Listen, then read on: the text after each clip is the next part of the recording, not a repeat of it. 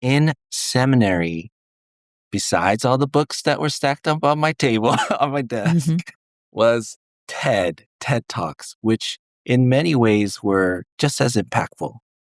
And at Mm-hmm. that time, for whatever reason, uh, design thinking from IDEO and kind of the entrepreneurship that was coming out of Stanford and TED were kind of making it possible for people outside of this world to become practitioners in their own way without necessarily becoming professionals.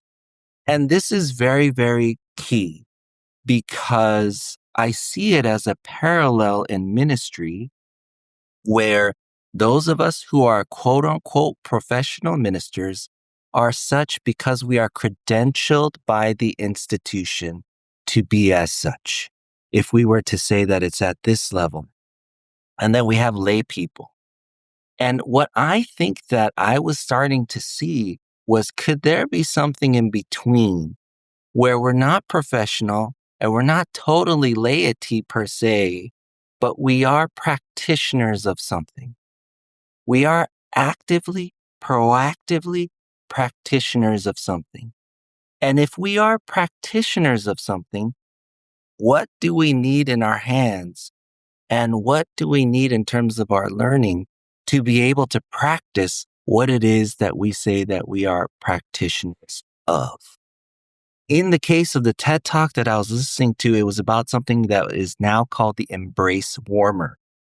Long story short, in places all over the world, the what you might call the incubator, the infant incubator that you find in hospitals in places like the United States of America, where hospitals have money mostly, and there's stable electricity, as well as these standards and requirements for what constitutes a medical grade incubator can be reached. But in other places in the world, it cannot.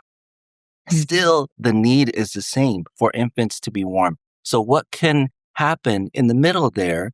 What kind of technology can be brought to bear so that infants can be warm?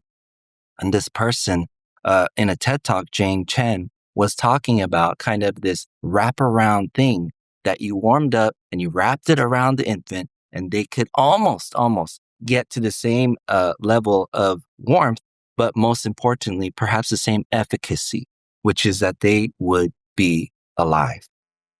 Uh, and therefore, the way that I look at it today, because of that, is parents, professionals, pastors, people, in the roles that we play.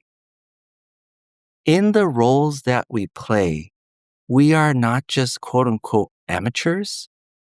We may not be credentialed parents, but we can be practitioners proactively of something. And in ministry terms, what I say is that every life is a ministry. Every person is a minister. Therefore, what do people need? This is the framework that guides how things that the projects that I'm working on through Pastoria are designed.